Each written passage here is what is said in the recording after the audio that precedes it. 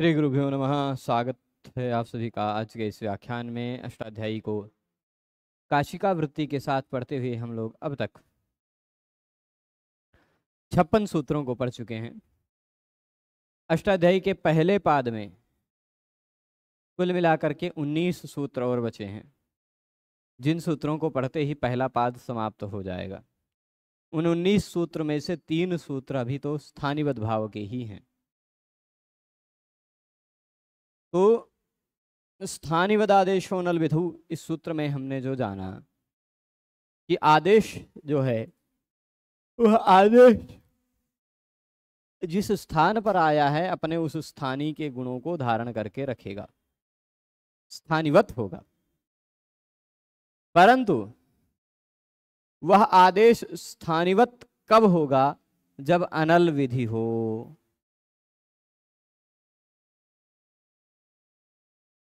गुरुजी, जो वतु प्रत्यय से बनता है वो वत अंत्य होते हैं। स्थानिवत शब्द में वति प्रत्यय है, यह कैसे समझ में आया? वतु प्रत्यय भी जैसे अर्थ में हो देता है, नहीं, वतु प्रत्यय परिमाण अर्थ देता है।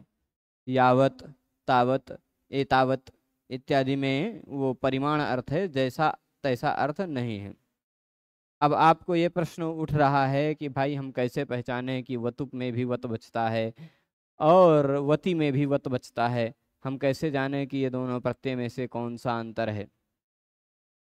अर्थ से जाने, स्थानिवत का अर्थ से जाने, सूत्र से जाने। वतु प्रत्यय करने के लिए केवल 2 सूत्र हैं। वतु प्रत्यय करने के लिए केवल 2 सूत्र हैं। कौन कौन से? उनकी चर्चा हम बहुगण वतुडति संख्या सूत्र के अंतर्गत कर चुके हैं। कौन कौन से हैं? यत तदेतेभ्य परिमाणे वतु, उस सूत्र के अनुसार वतु प्रत्यय लग करके केवल यत से यावत, तत् से तावत और एतत् से एतावत, ये 3 शब्द बनता है। साथ ही साथ किमिदं भ्याम वो घ, ये भी एक नियम है जिससे कियत और इयत भी बन जाता है। ठीक है, वतु प्रत्यय लग। तो इतना ही है, कियत इयत में तो यत बचा है और अन्य जगह 3 जगह यावत, तावत, एतावत में वत बचा है। अन्य कोई वतु प्रत्यय का विषय नहीं है। स्पष्ट है? तो अब यहां है वाक्य पदीय में शब्दार्थ संबंध प्रकरण में 2 प्रकार के शब्द कहे गए हैं, अन्वाख्येय और प्रतिपादक। उसको आपकी पुरानी वीडियो से पढ़ा, किंतु थोड़ा डाउट है, उसको पुनः एक बार स्पष्ट करने की कृपा करें। थोड़ा डाउट है, वो थोड़ा कितना, 50 ग्राम की 100 ग्राम, वो थोड़ा सा स्पष्ट आप करेंगे। क्या प्रश्न है? आप वो प्रश्न पूरी स्पष्ट बताएंगे तो उसको मैं समाधान करूंगा। अन्वाख्येयाश्च ये शब्दाः ये चापि प्रतिपादकाः कार्यकारण भावेन योग्य भावेन च स्थिताः धर्मे च प्रत्यये चांगम संबंधाः साध्व साधुषु। ऐसा वहाँ वाक्यपदीय में अष्टपदार्थी निरूपण के समय यह पद्य आता है। तो अब मैं बता रहा था, अचः परस्मिन् पूर्व विधौ, आज यह एक सूत्र पढ़ना है हमें। इस सूत्र की यदि भूमिका बता दूं तो आपको भूमिका पता होगा। मैंने स्थानिवदादेशो नल विधौ इस सूत्र को पढ़ाते समय ही बताया था कि स्थानीय और आदेश, किसको किसको पकड़ना है? स्थानीय को और आदेश को। स्थानीय और आदेश में बहुत भेद है? जो स्थानीय होता वह अलग रहता, आदेश रहता है वह अलग रहता है। सर्वनाम शब्दों को स्थानिवदादेशो नल विधौ सूत्र से क्या परिणाम होगा? उदाहरण बताएं। अधूरा प्रश्न पूछते हैं आप। सर्वनाम शब्दों में कहां किसके स्थान पर क्या आदेश हुआ, ये बताइए। जहां भी जिस किसी के भी स्थान पर आदेश होगा वह उसके समान माना जाएगा। सर्वनाम शब्दों में किसी शब्द के स्थान पर कोई आदेश हो रहा हो, ऐसा मुझे ध्यान में नहीं आ रहा है। होता होगा पर अभी तुरंत नहीं ध्यान में आ रहा है। उस सर्वनाम शब्दों के बाद प्रत्ययों को होता है। और कल हमने काशिका में चर्चा की कि उसमें कृत के स्थान पर जो आता है वह कृत कहला के समान माना जाता है, धातु के स्थान पर जो आता हो धातु के समान माना जाता है, तद्धित के स्थान पर जो आता हो तद्धित के समान माना जाता है। वहाँ सर्वनाम के स्थान पर जो आता है वो सर्वनाम के समान माना जाता है, ऐसा कोई बात हमने देखा नहीं है। और सही बात यह है कि सर्वनाम के स्थान पर कुछ आता नहीं है। ठीक है, तो वो बातें हैं। सर्वनाम के बाद लगे हुए प्रत्ययों के स्थान पर परिवर्तन होता है, वो परिवर्तन सुप प्रत्यय के स्थान पर परिवर्तन होगा तो सुप के समान माना जाएगा। इतनी ही बात है, स्पष्ट रहेगा। चलिए, तो अब मैं बता रहा था कि स्थानिवद आदेशो नल विधौ से एक प्रकरण शुरू हुआ है। वह प्रकरण स्थानीय और आदेश में कहाँ कहाँ हमें समानता माननी है, कहाँ कहाँ नहीं माननी है, इसका निरूपण करने के लिए एक प्रकरण बताया गया। ठीक है, तो देखिए प्रभु, मैंने वहां एकदम स्पष्ट बताया है, अन्वाख्ययाश्च ये शब्दा ये चापि प्रतिपादकाः। आप किसी एक शब्द के द्वारा कुछ प्रतिपादित नहीं कर सकते। आपको कुछ प्रतिपादन करना है, पूरे भाव का प्रतिपादन करना है, तो उसके लिए शब्द की अपेक्षा नहीं अपितु वाक्य की अपेक्षा है। और व्याकरण शास्त्र में वाक्य को भी शब्द ही कहा गया है। ठीक है, वाक्य जो है वह भी शब्द ही है और शब्द जो है वह भी शब्द ही है। तो जिसको अभी जैसे गौ शब्द हमने कहा, तो गौ शब्द का एक अर्थ जो है गाय, उस शब्द का हम अन्वाख्यान कर सकते हैं, इसलिए वह अन्वाख्येय है। मतलब अभी गौ शब्द से जो तात्पर्य निकलेगा, उस गौ शब्द को हम पृथक्कृत करके किसी दूसरे शब्द के साथ जोड़ सकते हैं। जैसे गौ खादति, अथवा गौ दुग्धम ददाति, अथवा गौ पश्यति। क्या कर रही है गाय, इसको हम अलग अलग चीजों के साथ जोड़ सकते हैं। अब इसको हम, परंतु जब वह वाक्य के स्वरूप में वही शब्द आ गया तब फिर उसमें परिवर्तन नहीं होता, वही संपूर्ण अर्थ का प्रतिपादन करता है। इसलिए व्याकरण शास्त्र में दो प्रकार के शब्दों में वाक्य को प्रतिपादक शब्द कहा गया है और सामान्य शब्द को अन्वाख्येय शब्द कहा गया है। ठीक, शब्द जो है, एक शब्द है राम, यह अन्वाख्येय शब्द है, परंतु रामः गृहं गच्छति यह जो वाक्य हो गया यह प्रतिपादक हो गया। रामः कह देने से राम क्या कर रहे हैं, राम कहाँ हैं या क्या है, ऐसा कुछ जिज्ञासा रह जाती है, तो वह अन्वाख्येय शब्द है। जहां वाक्य को पूर्ति होने के कारण प्रतिपादन हो जाता है वह प्रतिपादक शब्द है। इतनी ही बात है। ठीक है, ये बातें मैंने वहां बताई ही भी हैं। अब विषय से बाहर प्रश्न ना हो तो थोड़ा सा मैं इस विषय को बता पाऊंगा, क्योंकि विषय में गहराई है, विषय में धैर्य चाहिए, अपेक्षित है। तो ये आशा करूंगा कि विषय से बाहर प्रश्न न ले।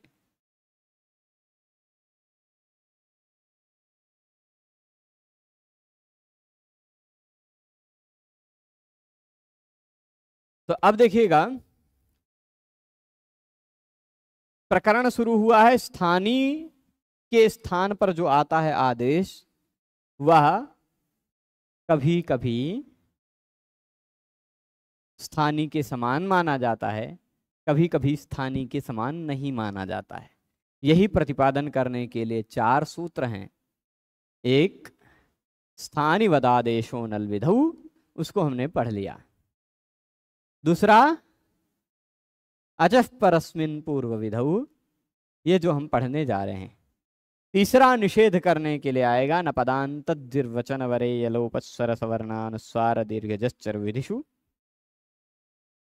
और चौथा सूत्र आएगा द्विर्वचनेचि। ठीक, यह चार सूत्र ही स्थानिवद आदेशो नल विधौ सूत्र के विधान का निर्णय करेंगे। तो अब तक हमने जाना है कि जो आदेश है, वह जो आदेश आता है वह आदेश अपने स्थानीय के समान होता है। आदेश अपने स्थानीय के समान होता है, पर कब? अनल विधौ, जहां वर्ण पर आश्रित विधि न हो वहां पर ही।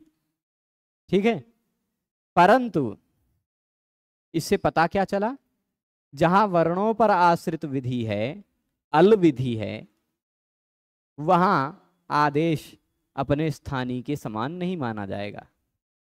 जहां वर्णों पर आश्रित विधि नहीं है, अल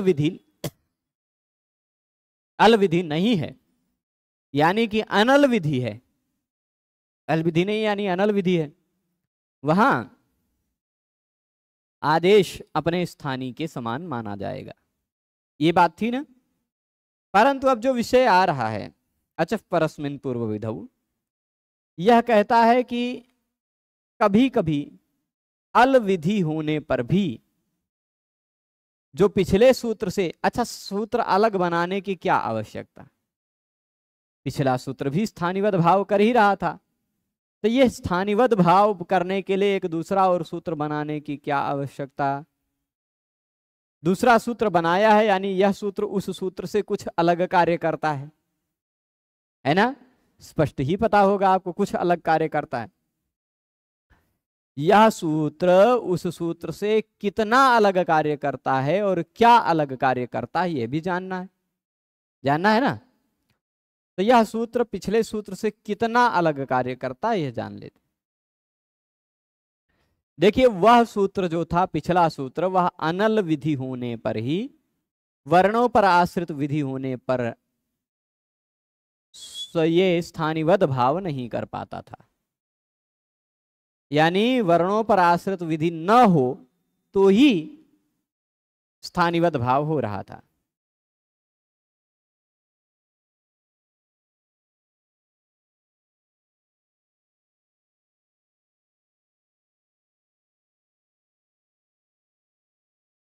एक निमेषं महोदय, काशिका वृत्ति पुस्तके प्रत्येकं सूत्रस्य अनन्तरं कोष्ठकेषु किं भवति? अष्टमाध्यायस्य अनन्तरं द्वौ मार्गः अनुक्रमणिका दीयते, परस्परं किं सम्बन्धः? अस्मिन् पुस्तके वा अथवा अन्यस्मिन् पुस्तके?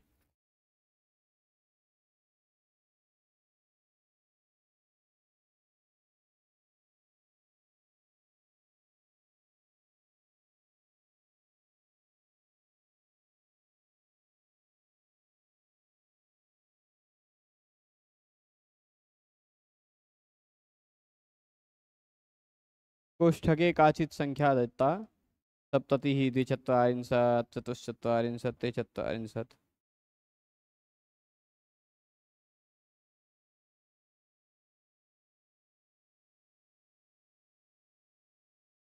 एवं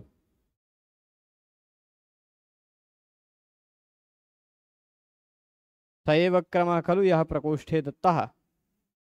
भवान् तमेव क्रमं प्रष्टुमिच्छति अथवा अन्यत् किमपि?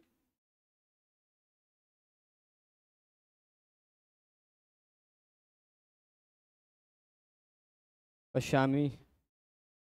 आम प्रत्येकं सूत्रे अन्ते कोष्ठके काचन संख्या प्रदत्ता अस्ति, तस्याः संख्यायाः कः अर्थः इति भवता प्रष्टुमिष्यते इत्यहम् अनुमिनोमि। एकदा पुष्टिं करोतु, यदि आप एक बार पुष्ट करते हैं तृतीय भागे अष्टमाध्याय पर्यन्ते, तृतीय भागः इदानीं मम पार्श्वे नास्ति, दृष्ट्वा वक्ष्यामि, किंच तीसरा भाग तो मेरे पास अभी नहीं है, मैं देखकर बता पाऊंगा। परंतु ये जो पहले भाग में सूत्रों के बाद आप कोष्ठक में कह रहे हैं एक लिखा होता है नंबर, संख्या, है ना, ये संभवतः दिख रही हो नहीं, ठीक है, यहाँ दिखेगी निकट आने पर। अब कैमरा जी नहीं ले रहे हैं, ठीक है, कोई बात नहीं। इनको मतलब यहाँ जो सूत्र लिखा है उस सूत्र के बाद उसका पाद का नंबर लिखा और उसके बाद कोष्ठक में कुछ और नंबर लिखा हुआ है। वह जो कोष्ठक में एक और नंबर लिखा हुआ है, जैसे मैं आपको बता दूं, अभी आप पेज नंबर काशिका वृत्ति की पुस्तक को जो लोग पुस्तक रखे हैं वो लोग इस पुस्तक में यही वर्तमान सूत्र जो चल रहा है वर्तमान सूत्र ही निकाल लें। तो पेज नंबर 62 पर 62 पर, तो इसमें कोष्ठक में, पहले कोष्ठक में लिखा है 57, यानी ये 57वां सूत्र है। और फिर बाद में सूत्र के तुरंत बाद फिर से 57 लिखा, मतलब ये अष्टाध्यायी के पहले पाद के पहले अध्याय के पहले पाद का 57वां सूत्र है, ये बता दिया। उसके तुरंत बाद फिर कोष्ठक में 50 लिखा है। वो 50 क्या है, ये यदि प्रश्न है तो ये मैं बता सकता हूँ। इसके बाद 50 लिखा है, और इसी के तुरंत बाद वाले सूत्र को आप देखेंगे तो 51 लिखा है ना, 50 51। और इससे पहले उरण रपरा देख रहे होते तो आपको 70 दिखता। स्थानिवद आदेशो देखते तो 49 लिखा रहता। आदेह परस्य संहिता 44 लिखा रहता। मतलब वो क्रम थोड़ा सा उबड़ खाबड़ है। वह क्या है तो मैं बता दूं, वह सिद्धांत कौमुदी ग्रंथ में उस सूत्र का क्रम है। वो सिद्धांत कौमुदी ग्रंथ का क्रम लिखा हुआ है। वो मैं अनुमान करने के लिए, देखने के लिए कि क्या यह मेरा अनुमान सही, कई सूत्रों को देखा, कहीं 57, कहीं 44, कहीं 42, कहीं 43, कहीं कुछ आगे पीछे का नंबर लिखा हुआ है। वह देखने के लिए क्या यह सिद्धांत कौमुदी का ही क्रम है, यह कन्फर्म करने के लिए मैंने पहले अध्याय के तीसरे पाद का तीसरा सूत्र हलंत्यम निकाल कर देख लिया। उसके बाद कोष्ठक में 1 लिखा है, और सही बात यही है, सिद्धांत कौमुदी का वही पहला सूत्र है। तो मैं एकदम से सुनिश्चित हो गया कि हाँ ये बात है, ये सिद्धांत कौमुदी के अनुसार सूत्रों का क्रम लिख दिया गया है उस पुस्तक में। ठीक है, तो यानी यदि आपको यह सूत्र सिद्धांत कौमुदी में भी खोजना पड़े तो आप यहां सही नंबर देख करके निकाल सकते हैं, ये तात्पर्य है। तो अचफ परस्मिन पूर्व विधौ, इस सूत्र के बाद सिद्धांत कौमुदी नंबर कितना लिखा है, 50 या 51 लिखा, वो आप निकाल करके सिद्धांत कौमुदी में देखेंगे 50 51 नंबर सूत्र, तो वह अचफ परस्मिन पूर्व विधौ सूत्र ही मिलेगा। ठीक है, कितना कितना लिखा है, 50 लिखा है ना, 50 नंबर निकालेंगे, उनके पास सिद्धांत कौमुदी है तो शिवम जी के पास, तो वो निकालेंगे तो उनको 50 नंबर पर अचफ परस्मिन पूर्व विधौ मिलेगा। ठीक है, तो अब अचफ परस्मिन पूर्व विधौ यह सूत्र जो है ना, यह स्थानिवद आदेशो नल विधौ सूत्र के द्वारा जो कार्य हो रहा था उसी कार्य को यह भी कर रहा है, पर यह उससे विलक्षण स्थिति में कर रहा है, अलग स्थिति में कर रहा है। वह अनल विधि में ही करता था, यह अल विधि में करेगा। ठीक है, यानी वर्ण के स्थान पर वर्ण को आधार मानकर, वर्ण को आश्रय मानकर कोई विधान किया गया हो वहां पर भी आदेश को स्थानीय के समान मान लेता है यह सूत्र। तो आप कहे तब तो पिछला सूत्र बर्बाद, क्योंकि पिछले सूत्र ने कहा था कि स्थानीय के समान आदेश होगा, पर वह अल विधि न हो। तो ये कहा स्थानीय के स्थान पर आदेश जो हुआ है वह स्थानीय के समान होगा, पर अल विधि हो तो। उसने कहा था अल विधि न हो तो, इसने कहा अल विधि हो तो। पर अल विधि हो तो आदेश स्थानीय के समान होता है, यह बात यह सूत्र कहता है। इतना अर्थ अभी अधूरा है। पूरा अर्थ इस सूत्र का क्या है पहले वह देखिएगा।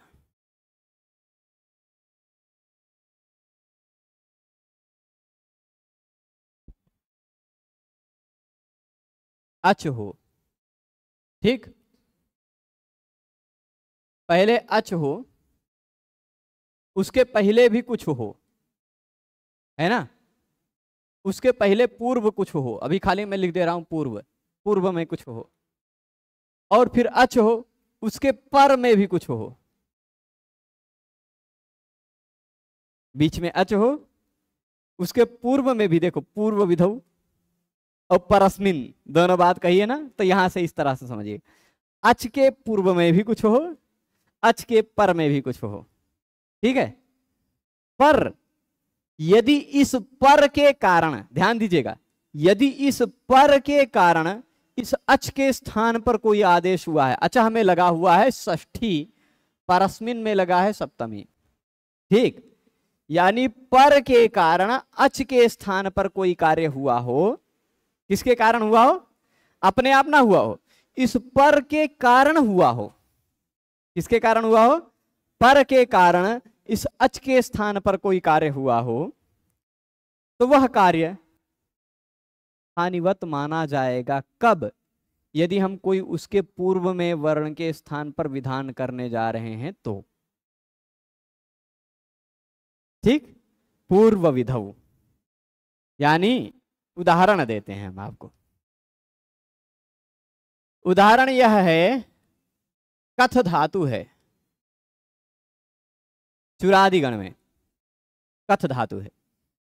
उस कथ धातु के बाद आप सत्यापपास रूप वीणा तूल श्लोक करके स्तोत्र है बड़ा सा, उसमें अंतिम में चुरादिभ्यो अणिच कहा गया है।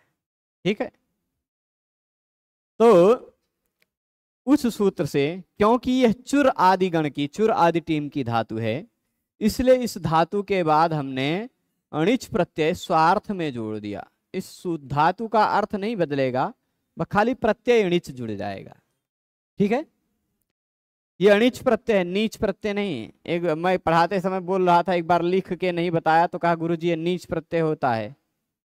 अभी तक हम सोचे थे आदमी ही नीच होता है, प्रत्यय भी नीच होने लगा, तो हम कहे नीच नहीं अणिच है, अणिच। ठीक है, तो अणिच प्रत्यय जो है, यह प्रत्यय लगने के बाद धातु फिर से धातु बन जाता है। ठीक है, पर ये बताइए, कथ धातु के बाद लगा हुआ यह अणिच प्रत्यय कैसा प्रत्यय है? सार्वधातुक है कि आर्ध धातुक है? कौन बताएगा? ठीक है, आपने बता दिया, और कोई बताएगा क्या है? कथ धातु के बाद लगा हुआ यह अणिच प्रत्यय कैसा प्रत्यय है? सार्वधातुक कि आर्ध धातुक? कैसे पता चला? क्योंकि धातु के बाद लगा हुआ प्रत्यय है और तिप्त जी इत्यादि 18 से तथा श की संज्ञा वाले से भिन्न है। तिप्त जी इत्यादि 18 प्रत्यय तथा श की संज्ञा वाले प्रत्ययों से भिन्न धातु के बाद लगने वाले सभी प्रत्यय आर्ध धातुक कहलाते हैं। ठीक है, इस आर्ध धातुक प्रत्यय में से च की हलंतिम से इत संज्ञा हुई, ण की चुटु से इत संज्ञा हुई, ण और च के बीच में रहने वाला केवल ई बचा। क्या बचा? ई। अणिच में से केवल ई बचता, ण की चुटु से। किसी भी प्रत्यय का पहला वर्ण चवर्ग टवर्ग हो तो उसकी संज्ञा हो जाती है, वो चवर्ग टवर्ग था ण, इसलिए चला गया। ठीक, और च हलंतिम से चला गया, खत्म हो गया दोनों, तो कथ ई है। अब एक सूत्र है, सूत्र बता दे, सूत्र, एक मिनट। हाँ, यहां पर एक सूत्र लगेगा, अतोलोपः, निकाल लीजिएगा, अतोलोपः।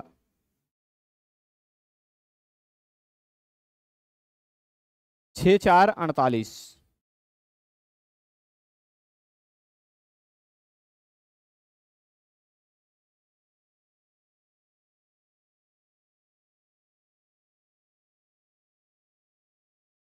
छः 4 48 पर दिखा अतोलोपः, है ना?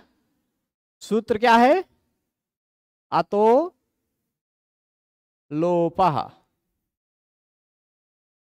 सूत्र कहां है? 6 4 48। जरा इससे 2 सूत्र पहले आप देखिए तो वहां पर एक शब्द और दिखाई पड़ेगा, क्या? आर्ध धातु के। दिखा? तो अतोलोपः सूत्र का अर्थ क्या हो गया? आर्ध धातुक प्रत्यय यदि लगा हुआ हो तो उस आर्ध धातुक प्रत्यय से पूर्व में आने वाले अ का लोप हो जाता है। ठीक है, अच्छा, अब इस कथ में रहने वाले अ का लोप करके हम कथ हलंत कर दिए। कथ कैसा हो गया? हलंत हो गया कि नहीं? अब यहां जो आदेश हुआ है वह आदेश किसके स्थान पर हुआ है? आ के स्थान पर। कौन सा आदेश हुआ है? लोप आदेश हुआ है ना? आ के स्थान पर आदेश हुआ, लोप आदेश हुआ ना? जरा ये बताइए, यहां कथ के आ के पूर्व में भी कुछ है ना, और पर में भी कुछ है। जिसका लोप हुआ है या जिसके स्थान पर आदेश हुआ है उसके पूर्व में भी कुछ है। पहली बात देखिए, जिसका लोप हुआ है या जिसके स्थान पर कुछ आदेश हुआ है वह अच था कि नहीं था? अच है। उसके पूर्व में भी कुछ है और उसके पर में भी कुछ है। ठीक है, तो यानी कुछ कुछ लग रहा है कि अभी ये काम, ये सूत्र का फॉर्मूला यहां लगना चाहिए, है ना? अब ये भी लग रहा है, पर ये भी अभी पूरी तरह से देखना है ना सूत्र का अर्थ। ये बताइए, यहां जो अच को आदेश हुआ है, आ को लोप का आदेश हुआ है, वह पर वाले के कारण हुआ है? बताइए, क्या पर वाले के कारण हुआ है? हाँ भाई, पर वाले के कारण ही हुआ है। इसने कहा था आर्ध धातुक प्रत्यय लगा होगा तभी अ का लोप होगा। ये आर्ध धातुक प्रत्ययवा नहीं होता तो अ का लोप कैसे हो पाता? नहीं हो पाता ना। तो यानी यहां जो अच यानी अ के स्थान पर जो लोप आदेश हुआ है वह इस पर प्रत्यय के कारण हुआ है। तो पर के कारण पूर्व अच के स्थान पर जो कोई आदेश हुआ है वह आदेश स्थानिवत माना जाता है। यानी यहां आ का लोप तो हुआ है, पर लोप जो है वह अ के समान माना जाएगा। लोप कैसा माना जाएगा? आ तो नहीं है लोप, लेकिन लोप अ के समान माना जाएगा। जो स्थानी था उसी के समान माना जाएगा। कब? यदि हम पूर्व में कोई कार्य करना चाहें तो। कब? ये स्थानिवत कब माना जाएगा? जब इस पूर्व के स्थान पर कोई विधि हो रही हो। इस आ के पूर्व में था या अ या क के स्थान पर कोई विधि हो रही हो तो कौन सी विधि हो रही थी? अब जरा गौर से देखिएगा। णिच प्रत्यय में किसकी इत संज्ञा है? णिच प्रत्यय में ण की इत संज्ञा है, च की इत संज्ञा है। ठीक है, कहीं भी यदि ण की इत संज्ञा हुई हो, किसकी?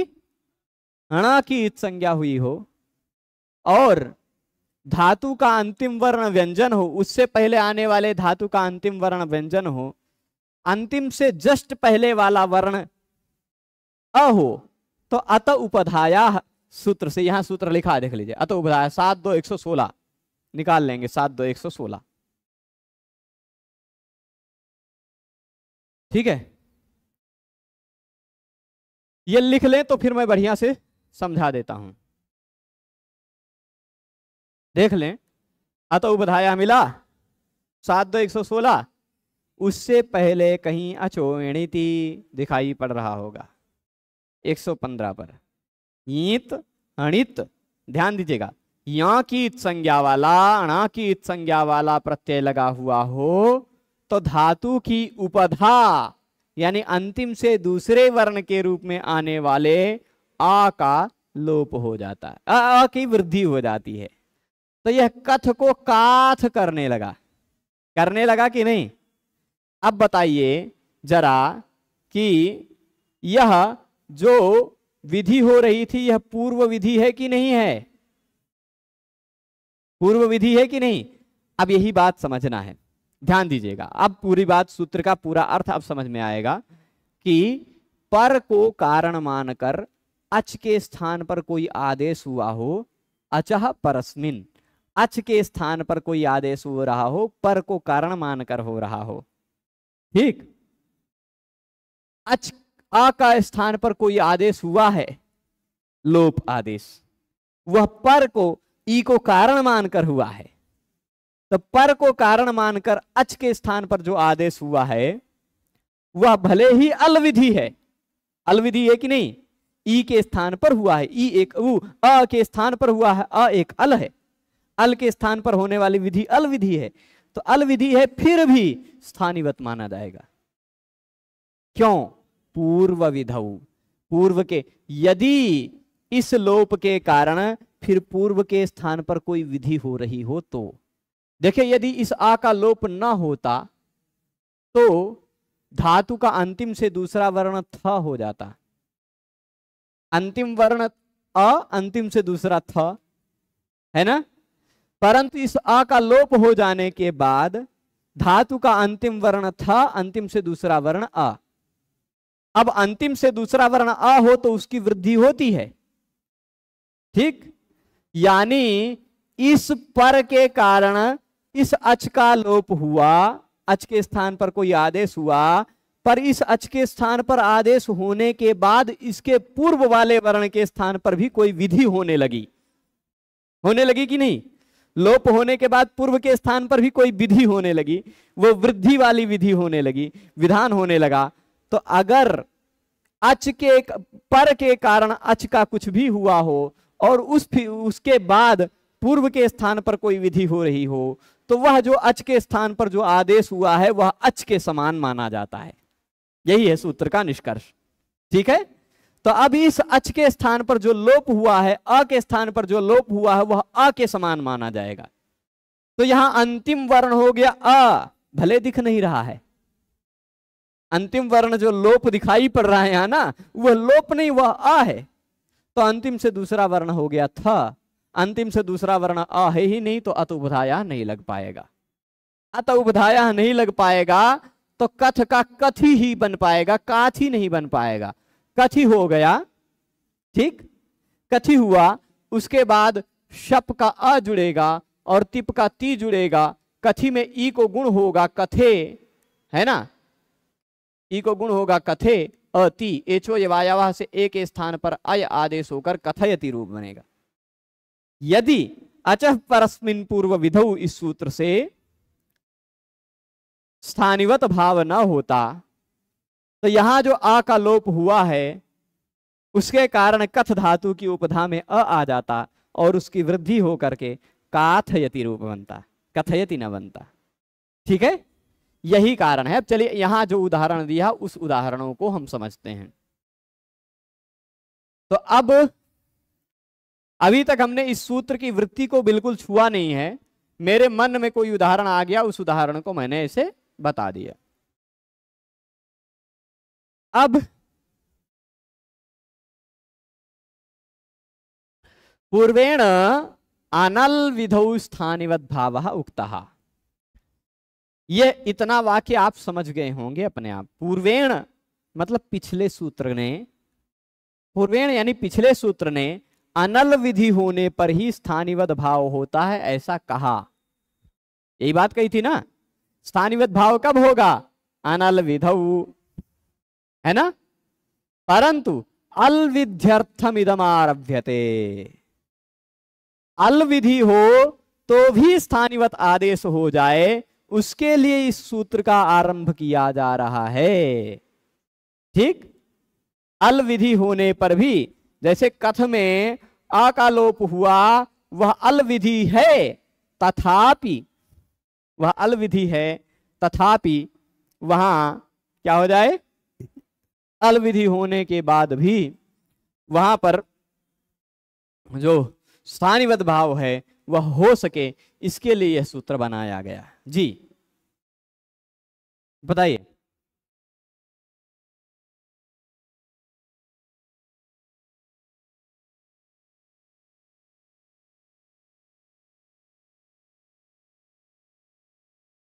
हाँ,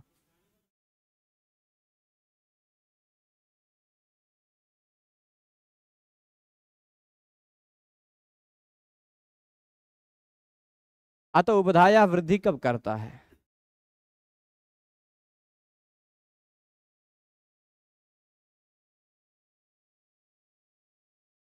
स्थानिवद भाव माना जा सकता है, उसको स्थानीय नहीं माना जाता ना। स्थानीय और स्थानिवत में अंतर है। ठीक है, वहां अ है ऐसा माना जा सकता है, परंतु अ को मान करके अ के स्थान पर जो कार्य किया जा सकता वह कार्य लोप के स्थान पर न करें, यह तात्पर्य है। ठीक है, तो अब कथ में जो लोप हो गया था, ये तात्पर्य है, मैं समझ गया।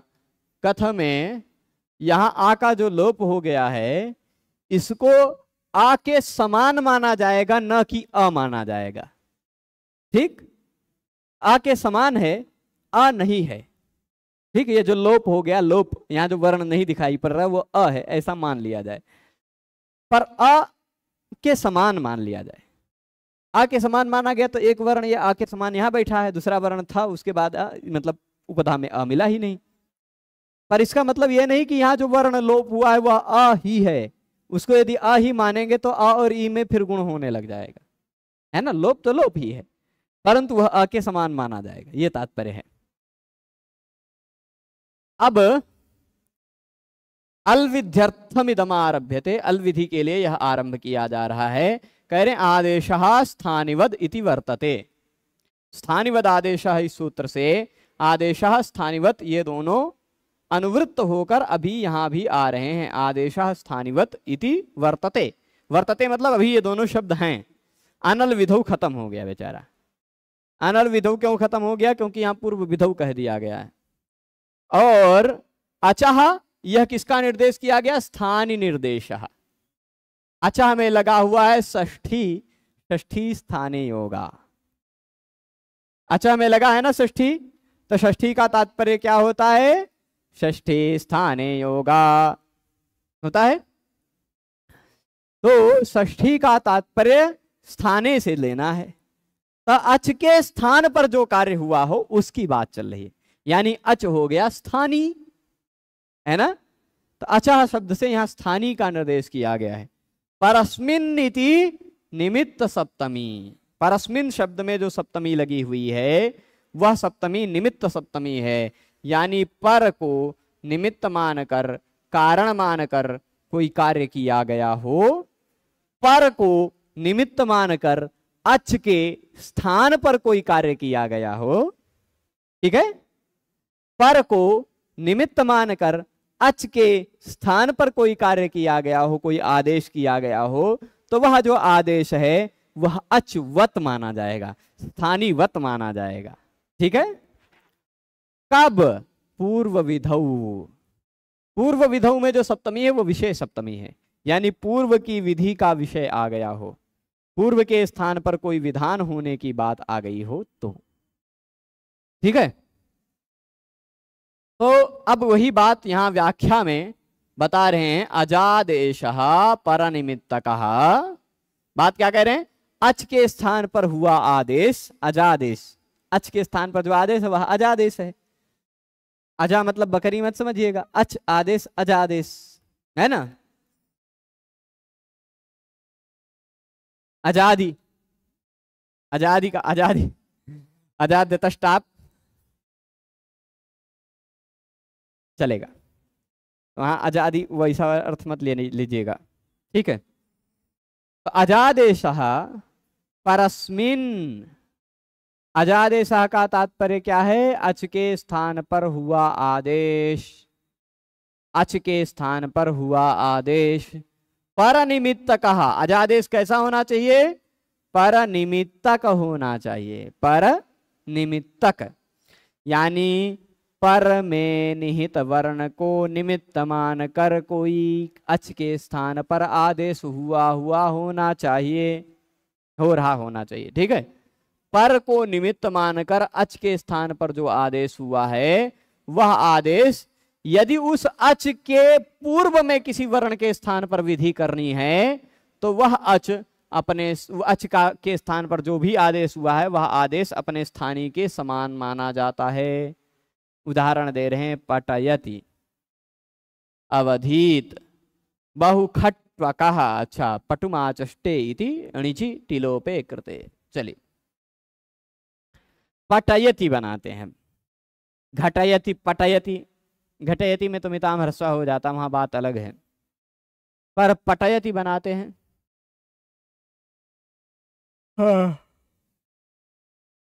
पटुम आचष्टे इति पटयति। कह रहा भैया ये पटु, पटु है, ये पटु है, ऐसा जो कह रहा है वह कहे, हम कह सकते हैं पटयति, है ना। अरुणः पटयति का मतलब क्या है? अरुणः पटुम करोति अथवा अरुणः पटुम आचष्टे। णिच प्रत्यय करने वाले सूत्रों में तत्करोति तदाचष्टे एक ऐसा गण सूत्र भी है, तत्करोति तदाचष्टे। तो घटम करोति घटयति, पटम करोति पटयति, वैसा भी बनता है ना। और घटम आचष्टे घटयति, है ना। कृष्णम करोति कृष्णयति, कृष्णम आचष्टे कृष्णयति। ये किसी भी नाम को भी धातु बनाया जा सकता है, तत्करोति तदा चष्टे, इस गण सूत्र के द्वारा अणिच प्रत्यय लगा करके। ठीक है, तो क्योंकि पटु शब्द कोई धातु नहीं है, इसलिए सामान्य रूप से पटु शब्द से अणिच प्रत्यय नहीं हो पा रहा था, परंतु तत्करोति तदा चष्टे इस सूत्र से, इस गण सूत्र से अणिच प्रत्यय हो गया।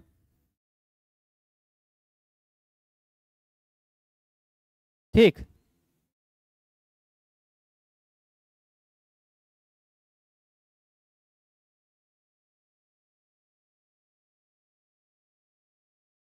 तो अब बनाते हैं। पटु शब्द है, उससे हमने वही णिच प्रत्यय किया जो हम कथ से कथयति बनाए थे, वैसे पटु से पटयति बना लेते हैं। ठीक है, ध्यान दीजिएगा, पटु णिच। यहां पर जो णिच प्रत्यय लगा है ना, वह णिच प्रत्यय धातु के बाद नहीं लगा, एक पटु शब्द के बाद लगा है। अणिच में से यहां भी बचता है ई,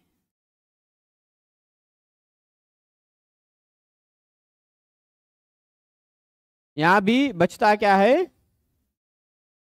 ई।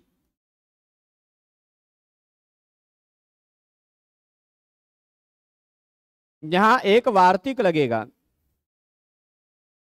6-4-155 नंबर सूत्र के ऊपर कोई वार्तिक है, 6-4-155।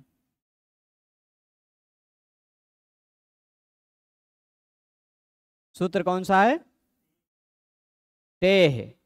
उसी के बाद सूत्र है, वार्तिक है, णाविष्ठवत, ऐसा कोई है, उसमें नहीं दिया है, नहीं दिया है, कोई बात नहीं, पर उसी सूत्र पर वार्तिक है, णाविष्ठवत प्रातिपदिकस्य, णाविष्ठवत प्रातिपदिकस्य, मतलब अणिच या अणिंग प्रत्यय लगे हुए हों प्रातिपदिक के बाद, या ऐसा किसी प्रातिपदिक के बाद, यानी सामान्य शब्द के बाद, धातु से अतिरिक्त किसी शब्द के बाद अणिच प्रत्यय लगा हुआ हो, तो वह अणिच प्रत्यय इष्ठन प्रत्यय के समान माना जाता है, इष्ठन प्रत्यय के समान। अब इष्ठन प्रत्यय कैसा है, तद्धित प्रत्यय है, बलिष्ठ इत्यादि में इष्ठन प्रत्यय तद्धित प्रत्यय है। तद्धित प्रत्यय का पहला वर्ण स्वर वर्ण हो तो यचि भम सूत्र से भ संज्ञा हो जाती है ना, इस कारण पटु शब्द की भ संज्ञा हो जाएगी, पटु शब्द की भ संज्ञा होगी। और फिर उसके बाद अच्छा, णाविष्ठवत प्रातिपदिक, तो ये जो पटु है ना, वह इष्ठन प्रत्ययांत शब्द की तरह बन जाएगा। ठीक, अब एक अटकने लगा, इंटरनेट जी शनैश्चर हो गए।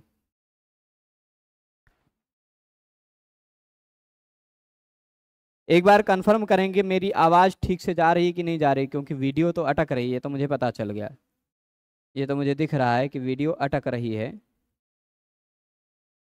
YouTube is not receiving enough video, maintain smooth streaming and such. Pure connection नहीं, पोअर कनेक्शन है, पुअर, इसको पुअर कहा जाता है, हम प्योर कर दिए थे।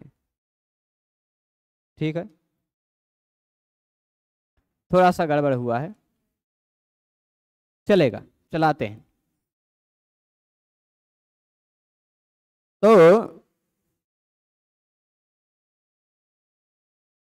होगा क्या, पटु प्रत्यय, पटु शब्द इष्ठन प्रत्ययांत की तरह मान लिया जाएगा। अब इष्ठन वाला कैसा होता है, नकारांत होता है ना। एक मिनट, सम्यक ध्वनि है, हाँ ठीक है, ध्वनि सम्यक है तो चलेगा। अब तो फिर वही जो 6-4-155 नंबर का सूत्र है, टे, वह टे सूत्र लग करके पटु के टी का लोप कर देगा।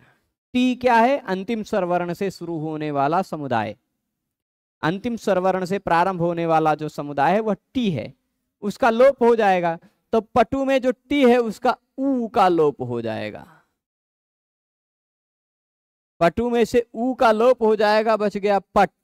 क्या बच गया? पट। अब बताइए यहां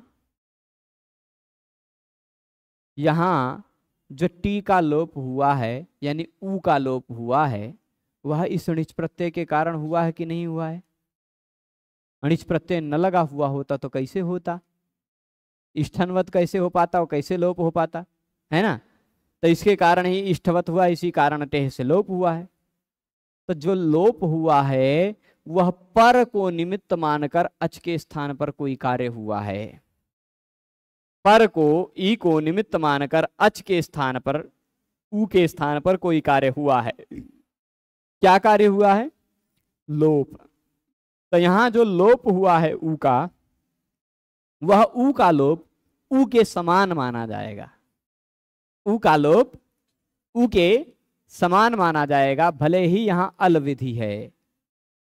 ठीक, भले ही यहां अल विधि है। तो अब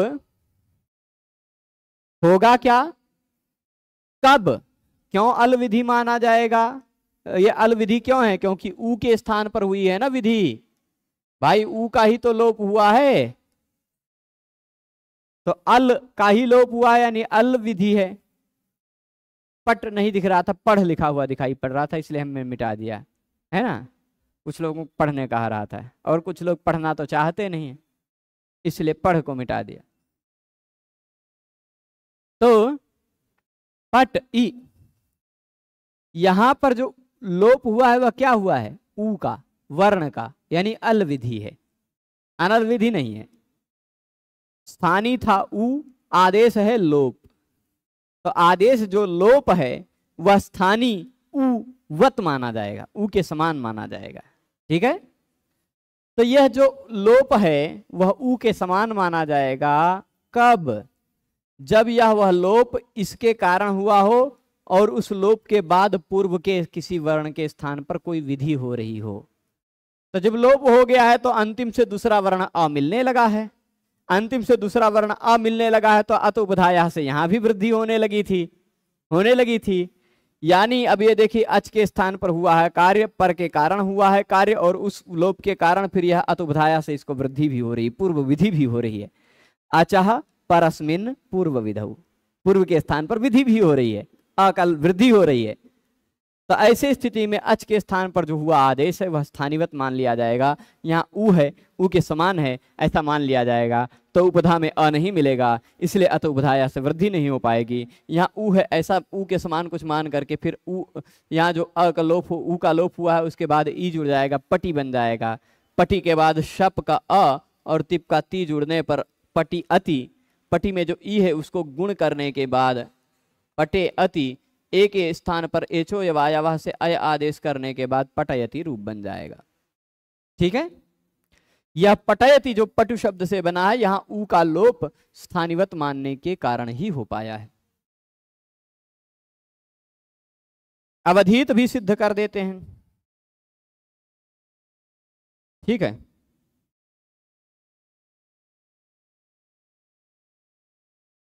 अवधित सिद्ध करें।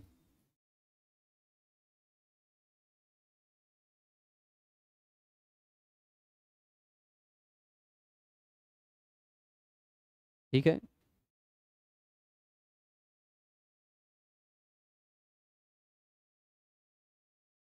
जी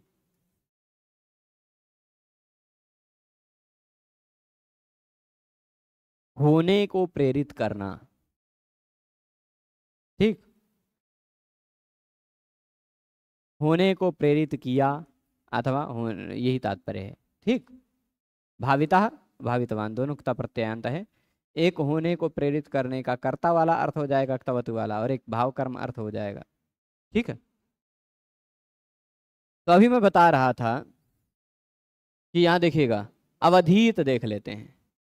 अट आगम हो जाता है, धातु के पहले अ जुड़ जाया करता है लुंग इत्यादि लकारों में। आप किसी भी लुंग लकार में किसी भी धातु का रूप देखेंगे आगे अ अथवा आ जुड़ा हुआ दिखाई पड़ेगा। धातु का पहला वर्ण स्वर वर्ण है तो आ जुड़ा हुआ दिखाई पड़ेगा। धातु का पहला वर्ण व्यंजन वर्ण है तो अ जुड़ा हुआ दिखाई पड़ेगा।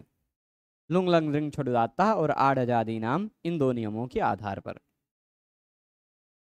तो अ जुड़ा हुआ है, हन धातु है, कल हमने इसकी चर्चा की थी। और लुंग लकार है।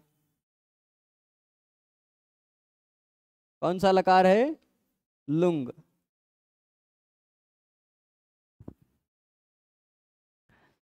चलेगा? लुंग लकार में अट आगम हो गया है। अब आप जानते हैं हनो वध लिंगी, लुंगी च, लुंग लकार लगे रहने पर भी हन के स्थान पर वध हो जाया करता है। क्या हो जाता है? वध। क्या हुआ? हन हलंत था पर उसके स्थान पर जो वध आया वो पूरा हुआ है। ठीक है?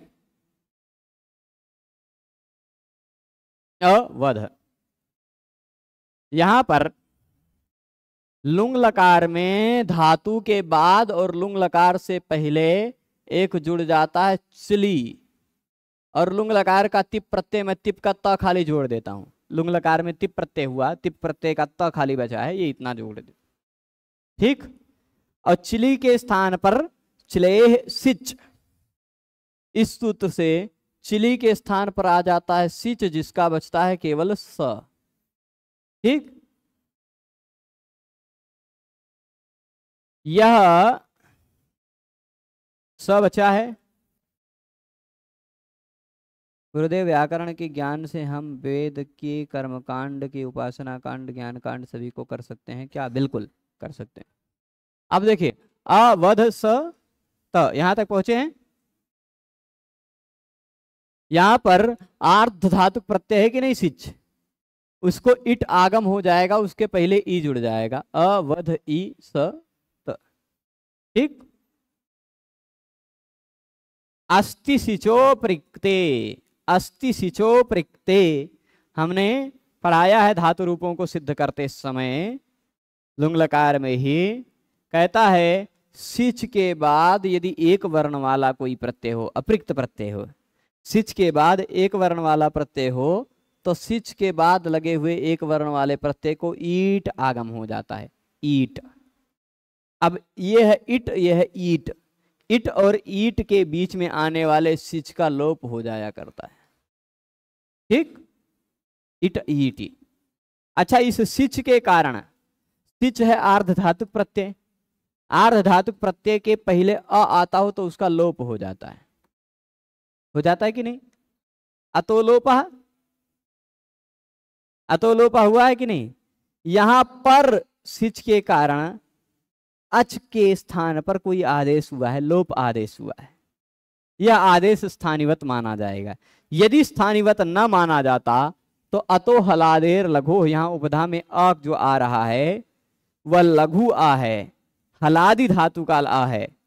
हलादेह लघो अतः, हलादि धातु पहला वर्ण हल है, ऐसा धातु है, उसके अंत में उस धातु में आने वाला जो अ है वह लघु है।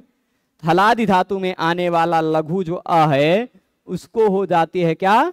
उसके स्थान पर वृद्धि हो जाती है, दीर्घ होता है ना शायद। हाँ,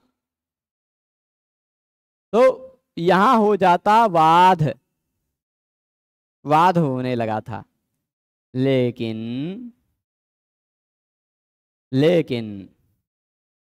जब यह स्थानिवत मान लिया गया तो उपधा में अ नहीं मिलेगा, नहीं हो पाएगा। यानी उपधा में यहाँ ध ही है ऐसा माना जाएगा, क्योंकि यहाँ जो आदेश हुआ है अ के स्थान पर लोप आदेश, वह अ के समान ही माना जाएगा। अ नहीं माना जाएगा पर अ के समान माना जाएगा, इस कारण यहाँ उपधा में अ नहीं मिलेगा। तो हलादे लघु से दीर्घ नहीं हो पा करके अवधित ऐसा बन जाएगा, अवधित जोड़ लीजिएगा, बन जाएगा इस तरह से अवधित। ठीक है। आगे बहुखट्वकः, यह भी एक उदाहरण है। तीनों उदाहरणों को और विस्तार से बताएंगे, है ना? तीनों उदाहरणों को और विस्तार से बताएंगे, वह कल ही बताएं तो ज्यादा ठीक है। आज इतना पचाइए, मैं फिर से इसको एक बार सार में बता दे रहा हूं। हमने स्थानिवदादेशो नल विधौ सूत्र में पढ़ा था कि आदेश जो होता है वह अपने स्थानीय के समान होता है। आदेश जो होता है वह अपने स्थानीय के समान होता है, पर शर्त क्या है कि वह वर्ण पर आश्रित कोई विधि न हो रही हो तो। अनल विधौ, अल विधि न हो तो ही। परंतु अजफ परस्मिन पूर्व विधौ ने कहा कि अच के स्थान पर कोई आदेश हुआ हो, अच के स्थान पर कोई आदेश हुआ हो, तो वह आदेश कब हुआ हो? पर को निमित्त मान करके कोई आदेश हुआ हो। अच के स्थान पर को निमित्त मान कर कोई आदेश हुआ हो, पर वर्ण के कारण कोई आदेश हुआ हो, और उस आदेश के बाद पूर्व, उस अच के पूर्व में आने वाले किसी वर्ण के स्थान पर कोई विधि हो रही हो।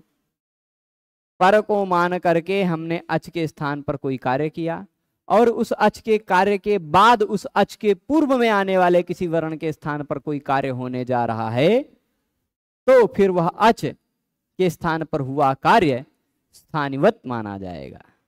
यही तात्पर्य है अचफ परस्मिन पूर्व विधौ का। और उदाहरणों से इसको हम लोग कल समझेंगे। कल भगवान ने चाहा तो यह सूत्र हम समाप्त करेंगे, और फिर उसके बाद परसों हम लोग यह नपदान तद्विर्वचन वरे ये लोक स्वर्णानुसार दीर्घजश्चर विधि सूत्र समझेंगे। अन्वाख्य गुरुजी आपने पढ़ाया कि जिसका अन्वाख्यान कर सकें, यानी शब्द जैसे राम इत्यादि, इसको भिन्न कर सकते हैं।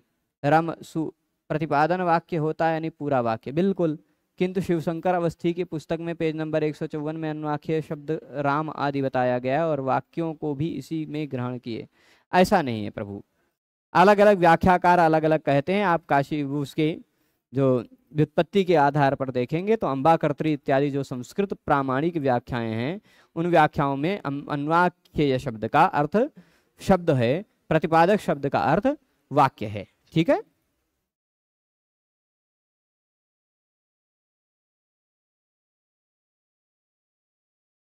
बिल्कुल ऐसा ही है, निष्कर्ष यही है। ठीक है, तो अब वह शब्द को आप किस दृष्टि से देखते हैं, व्याख्याकार किस दृष्टि से देखते हैं, इस पर निर्भर करता है। अन्वाख्येय जो है, जिसका अन्वाख्यान किया जाता है, वह शब्द सामान्य शब्द भवति मान लीजिए, राम मान लीजिए, उसमें रम घय सु ऐसा भी आप चाहे देख सकते हैं, चाहे राम देख सकते हैं। भवति आप सीधे देख सकते हैं, चाहे भू शप्तिप ऐसा भी देख सकते हैं, वह आपकी दृष्टि पर निर्भर करता है। ठीक है, चलेगा।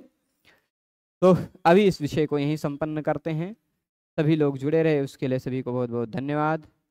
नमो नमः।